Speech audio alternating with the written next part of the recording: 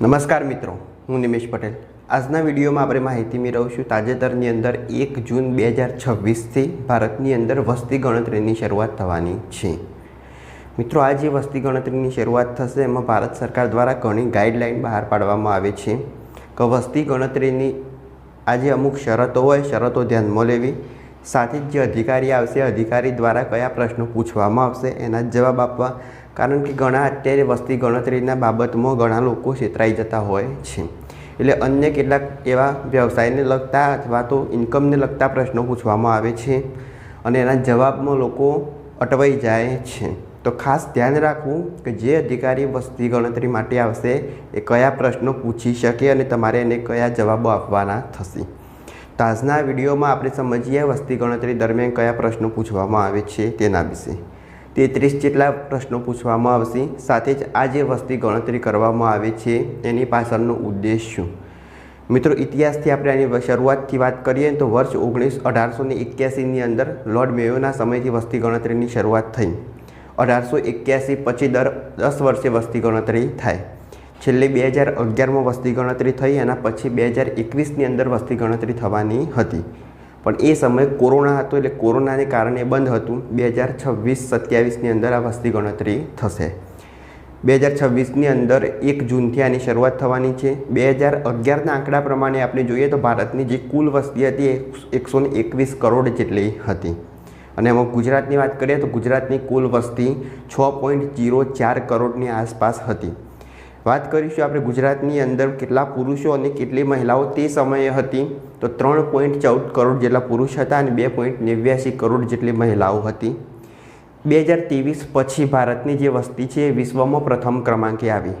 અત્યાર સુધી ચીન એ વિશ્વમાં પ્રથમ ક્રમે વસ્તી ધરાવનાર દેશ હતો અને ભારત બીજા ક્રમે હતો। 2023માં ભારતે ચીનને ઓવરટેક કરી અને વિશ્વમાં સૌથી વધુ વસ્તી ધરાવતો દેશ બન્યો। મિત્રો, 2026-27માં આપણે અંદાજ મૂકીએ, અંદાજ પ્રમાણે જે ભારતની વસ્તી છે એ અંદાજે 148થી 149 કરોડ હોવાનો અંદાજ છે, જ્યારે ગુજરાતની વસ્તી 7.5 કરોડ જેટલી હોવાનો અંદાજ છે। એના કમ્પ્લીટ આંકડા જ્યારે વસ્તી ગણતરી પૂર્ણ થશે એના પછી આવશે। સમજીએ હવે વસ્તી ગણતરી કેમ કરવામાં આવે છે તેના વિશે। મિત્રો, ભારત અને ગુજરાત જ્યારે આ વસ્તી ગણતરી કરવામાં આવશે ત્યારે સરકાર દ્વારા અમુક જે પ્રશ્નો પૂછવામાં આવશે એ પ્રશ્નોની હવે આગળ આપણે ચર્ચા કરીશું।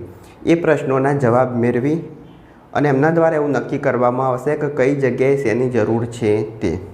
દાખલા તરીકે અત્યારે આપણે ધારાસભ્ય હોય તો એની સીટ, વિધાનસભાની સીટ, સંસદની સીટ એ કેટલી વસ્તીને આધારે આપવી, કયા ક્ષેત્રને આપવી, કઈ જગ્યાએ રોડની જરૂર છે, શાળાની જરૂર છે, કોઈ હોસ્પિટલની જરૂર છે, તો આ બધું જ જે ડિપેન્ડ છે એ વસ્તી ગણતરી ઉપર છે। પહેલાં વસ્તીના એક્ચ્યુઅલ ડેટા ભેગા કરવામાં આવશે, એના પછી આ દરેક વિભાગ છે એને સક્રિય કરવામાં આવશે કે કયો એ શેની જરૂર છે તેના વિશે। એટલે આ જે વસ્તી ગણતરી છે એની સાચી માહિતી આપવી એ દરેક નાગરિકનો ફરજ છે। તો શરૂઆત કરીએ કે આ જે 33 પ્રશ્નો પૂછવામાં આવશે એ કયા પ્રશ્નો છે અને તમારે એના યોગ્ય જવાબ આપવાના થશે। મિત્રો, સાથે જ તમે એક વસ્તુ યાદ પણ રાખજો, જ્યારે અધિકારી તમારા ઘરે આવે અને તમારે જો એ રીતના જવાબ ના આપવા હોય તો સરકાર દ્વારા એક વેબસાઇટ પણ બહાર પાડવામાં આવેલી છે। એ વેબસાઇટ, એ પોર્ટલ ઉપર જઈ તમે એક લિંક ખોલી અને એની અંદર તમારી વિગત તમે ભરી શકો છો, જેનાથી જે અધિકારી તમારા ઘરે આવશે એનો સમય પણ ઓછો લાગશે અને તમે સમય કાઢી 15થી 20 મિનિટ જેટલો સમય લાગશે અને યોગ્ય રીતના તમારા ઘરની માહિતી ત્યાં આગળ ભરી શકો। તો ઓનલાઈનથી પણ આ વસ્તી ગણતરી થઈ શકે। 2026-27થી આ ઓનલાઈન વસ્તી ગણતરીની નવી શરૂઆત કરેલી છે। વસ્તી ગણતરી કર્યા પછી તમારા મોબાઈલ કે લેપટોપની અંદર જે લાસ્ટ પેજ હશે, લાસ્ટ પેજ જે તે દિવસે અધિકારી તમારા ઘરે આવે ત્યારે એને બતાવવાનું રહેશે, જેનાથી સમયનો વ્યય થતો નથી અને યોગ્ય માહિતી સરકાર સુધી પહોંચાડી શકાય। તો એની લિંક તમને નીચે ડિસ્ક્રિપ્શનમાં મળી જશે અથવા બાજુમાં ફોટો જો હશે એ પ્રમાણે તમારે ઓનલાઈન વસ્તી ગણતરી એટલે કે નોંધણી કરવાની રહેશે। માહિતી મેળવીએ 33 કયા પ્રશ્નો છે એના વિશે। તો મકાન નંબર અથવા વસ્તી ગણતરી નંબર, તમારો મકાન નંબર માગી શકે છે અથવા વસ્તી ગણતરી નંબર માગી શકે।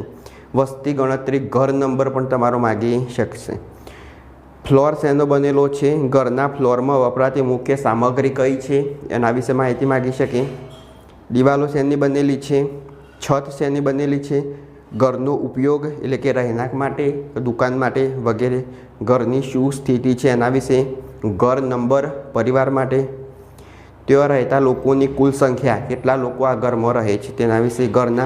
ઘરના વડાનું નામ, વડાનું લિંગ, વડાની શ્રેણી. ઘર માલિકીનું છે કે ભાડે રહેવામાં આવે છે. પરિવારને રહેવા માટે ઉપલબ્ધ રૂમની સંખ્યા, કેટલા પરણિત યુગલો છે. પીવાના પાણીનો સ્ત્રોત, પાણીની સુવિધા ઘરની અંદર છે કે બહાર. મિત્રો તમે જાણી શકો કે આ દરેક જે પ્રશ્નો છે એ જીવન જરૂરિયાતને લગતા પ્રશ્નો છે. આ યોગ્ય માહિતી તમે આપો, એના પછી સરકાર દ્વારા નક્કી કરવામાં આવશે કે કયા વિસ્તારમાં શેની જરૂર છે તેના વિશે. રોડ, રસ્તા, હોસ્પિટલ, જે તમામ સરકારી જે સુવિધા પ્રાપ્ત થશે તમને વસ્તી ગણતરીના આધારે પ્રાપ્ત થશે. વીજળી, લાઇટિંગનો મુખ્ય સ્ત્રોત, શું શૌચાલય છે કે નથી. શૌચાલય સુવિધાનો પ્રકાર. ગંદા પાણીનો નિકાલ કેવી રીતના થાય છે. શું નહાવાની સુવિધા છે. શું રસોડું છે. એલપીજી, એનપીજી ઉપલબ્ધ છે. રસોઈ માટે વપરાતું મુખ્ય બર્તન કયું છે. શું રેડિયો, ટ્રાન્ઝિસ્ટર છે. શું ટીવી છે. ઇન્ટરનેટ સુવિધા ઉપલબ્ધ છે કે નથી. લેપટોપ અથવા કોમ્પ્યુટર જેવી સુવિધાઓ છે. શું મોબાઈલ ફોન છે. આ પ્રકારના પ્રશ્નો પૂછવામાં આવશે.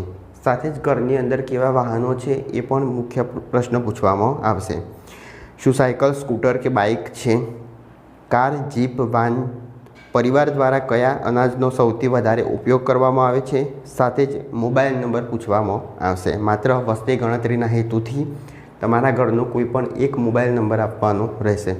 જ્યારે તમે ઓનલાઈન નોંધણી કરાવશો એ સમયે પણ તમારા ઘરનો કોઈ પણ એક મોબાઈલ નંબર એમાં એડ કરવાનો રહેશે. પછી ઓટીપી આવશે.